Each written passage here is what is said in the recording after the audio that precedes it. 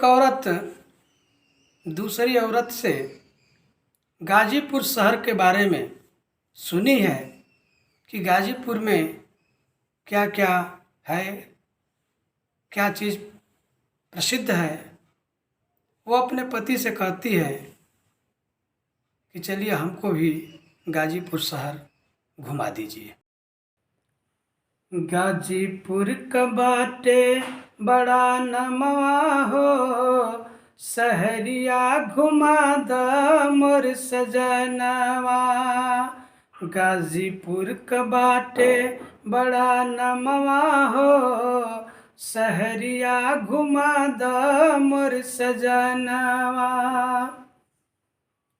गंगा जी का तीरवा सहरिया बसल बा, महुआ बाग में सिरा बजरिया सजल बा।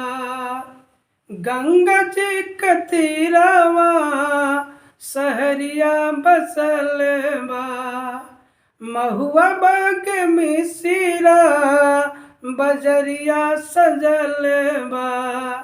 देखे खातिर तरसे मोर नयनवा हो, सहरिया घुमा द मोर सजनवा। देखे खातिर तरसे मोर नयनवा हो, सहरिया घुमा द मोर सजनवा। अफीम कारखानवा बहुत मशहूर बा, लर्ड करने वाली सो नाही कौन दूर बा। अफीम कारखानवा बहुत मशहूर बा, लर्ड करने वाली सो नाही कौन दूर बा। देखे आवे सगरो जहनवा हो, सहरिया घुमा द मोर सजनवा। देखे आवे सगरो जहनवा हो, सहरिया घुमा द मोर सजनवा। झुन्नूलाल चौराहा का चाट चटकदार बा, छवल का इनार का जलेबी मजेदार बा।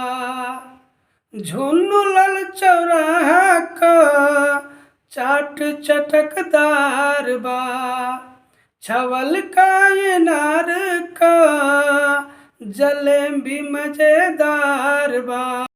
चले खातिन कदा अब पयनवा हो, सहरिया घुमा द मोर सजनवा।